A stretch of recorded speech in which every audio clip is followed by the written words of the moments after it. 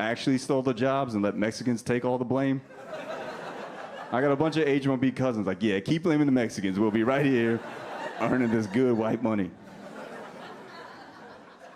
I got a lot of H-1B fans. I can sense some of you are here right now. Most of you are great, but some of these H-1Bs have lost their minds. Because I talk a lot of shit about Narendra Modi on the internet, and all these H-1Bs are like, how dare you say something about Narendra Modi? You don't know anything about India? I'm like, relax, Mom. Narendra Modi lifted India out of poverty. Don't you say anything about Narendra Modi? A word? He opened up more call centers so you could scam white people out of money? Go, that's dope. I got a call from a scammer the other day. This India dude called me. Hi, can I talk to Nimesh Patel? This is Jeff.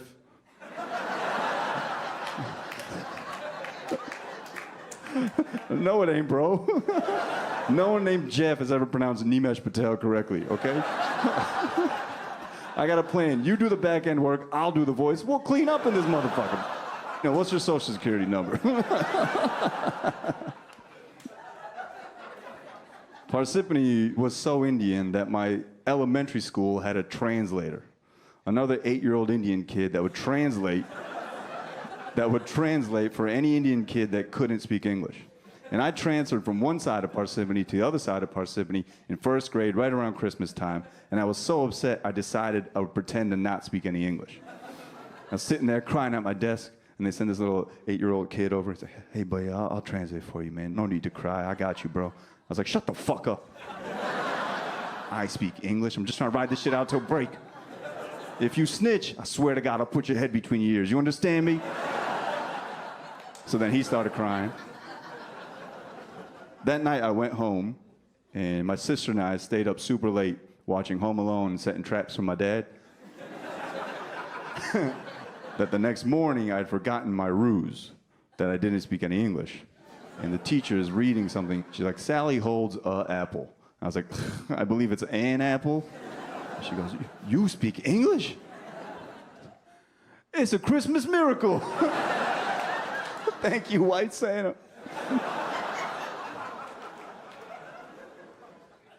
Parsippany, by the time I was in high school, had so many Indians that I was Patel number 8.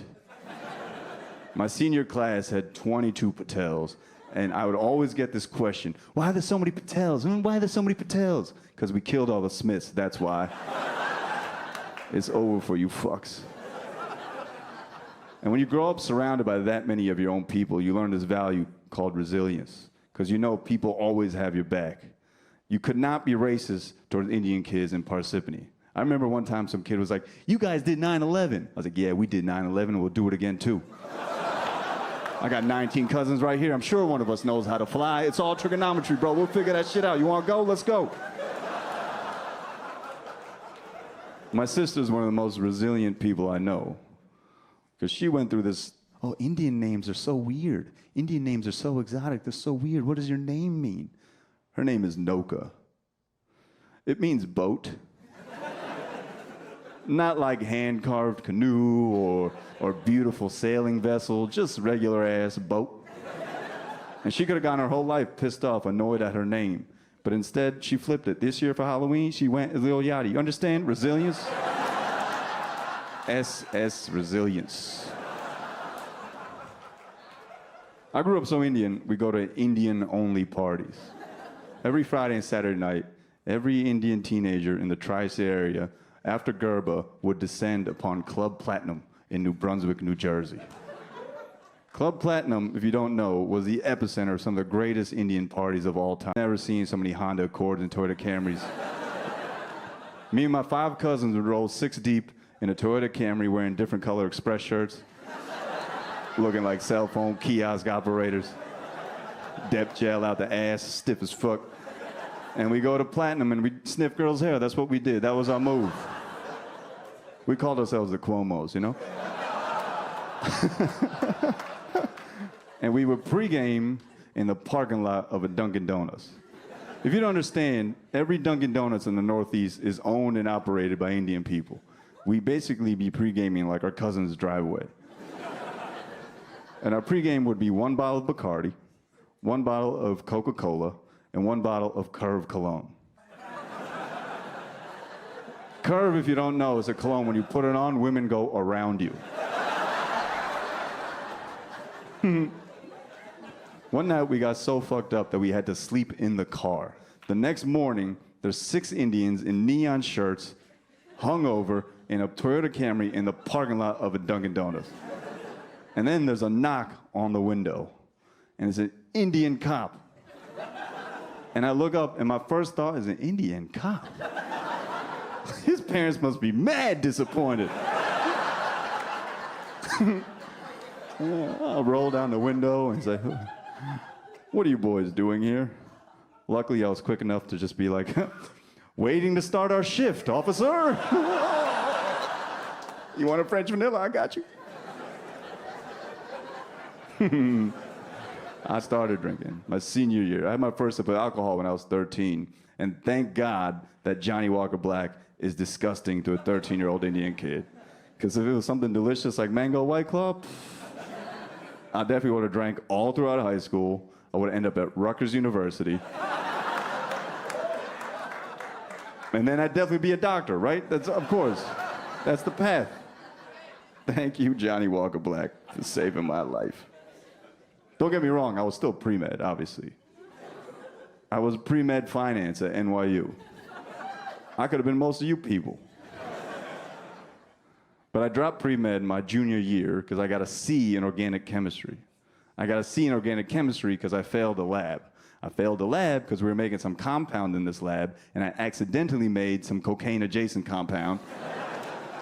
And then I inhaled this compound to the point where my heart started beating out of my chest. And the lab tech was like, "You failed the lab, and if this keeps up, you gotta go to the hospital." And that night I went home, and I realized I didn't want to be a doctor. And since I couldn't do cocaine, I couldn't do finance either, right? And now here I am. What a time. Thank God I get to spread laughter, because apparently this country no longer believes that medicine is the best medicine.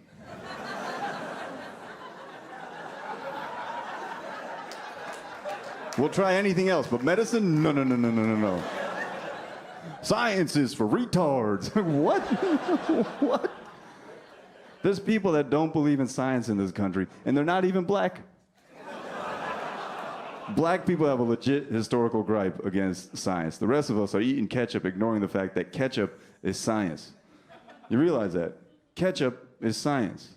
It's tomatoes and high fructose corn syrup. That's science. I only bring that up because I think there's a strong correlation between people that don't believe in science and also consume a lot of ketchup. You know what I mean? You know what I'm saying? You know, it's okay. But I don't disagree. I don't trust medicine either. Because healthcare is a criminal enterprise. It is. I wasn't concerned about getting COVID and dying. When it's your time to go, you go. I was concerned about getting COVID, being in a hospital for 2 weeks, and then coming out with a bill for $2 million. That's what I was terrified of. That happened to multiple people in this country. The greatest country in the world, multiple people got $2 million bills for having coronavirus. If I was in a coma for 2 weeks and I came out with a bill for $2 million, I would laugh myself back into the coma. $2 million, yeah, put the shit on China's tab. I paid for that shit. Call up Xi Jinping, tell him Nimesh Patel owes him $2 million. $2 million? $2 million. Because healthcare is a criminal enterprise. Healthcare has this virus known as capitalism. That eye roll you just heard is all my finance friends being like, "Oh, another communist, here we go." Goddamn right I'm communist, I love China. You understand? And this virus has obviously infected hospital companies, billing companies, pharmaceutical companies. They're fucked. But now this virus has gone on to doctors. And I know this firsthand because I have 16 first cousins. 5 of them are doctors, and all we do is argue about healthcare prices in America. Why don't you do something about healthcare prices? And all my doctor cousins say the same thing. Our hands are tied, okay? Our hands are tied. It's a system that's broken. which is the dorkiest way of saying, don't hate the player, hate the game. Doctors don't do shit because their hands are tied with money. That's what the problem is. Listen, we care about people. We don't do it for the money. And then they drive off in a Tesla. It's like, wait, what, bro? What? Mother Teresa never had no Model 3. They don't do anything. They won't even change the price of Band-Aids. You know how much a 15-cent Band-Aid is in a New York City hospital? A 15-cent Band-Aid? $7. Because apparently the hospital is also the mini bar at the Ritz-Carlton. $7? $7. There's never some fly Band-Aid. Doesn't have Elmo on it. It's not an off-white Band-Aid that says Band-Aid. It's just a regular Band-Aid. You know how much a knee costs in this country? $25,000. You know how much a Toyota Camry costs? $22,000. And I've never known a knee to get 192,000 miles. You can't get a discount on a knee. You can't hobble into the doctor's office like, hey, say, bro, anything you do for the, come on, man, come on, man, please, please, come on, man. The doctor would be like, well, you could suck my dick, but the irony would be too profound. You getting on 2 knees to get one new one? Get the fuck out of my office. See, the problem is that we treat doctors like saints in this country. But really, to me, they're like prostitutes. They provide a necessary service. You can identify them by their clothing. And if you can't pay, they have you by the balls. But at least prostitutes have the decency to tell you how much they're gonna charge. With a doctor, you just get fucked. Go ask any doctor, hey doc, how much is this procedure about to provide? I don't know, you gotta talk to my pimp. Blue Cross Blue Shield, I got nothing to do with that, man. And doctors get real upset when I talk all this shit. Oh, you're just jealous, you weren't smart enough to become a physician. Listen, anyone can go to the Caribbean, okay? It's not that difficult. It ain't easy, but it ain't hard. You're just jealous. Doctors all justify their high salaries by saying, we get paid so much because med school is so expensive, okay? And I understand that. Okay. Hear me out. Here's a solution I proposed. How about we eliminate all medical school debt? We eliminate all medical school debt, and then we pay doctors minimum wage. Don't worry, there'll be tips. Cash tips. Thanks for keeping the lube warm, doc.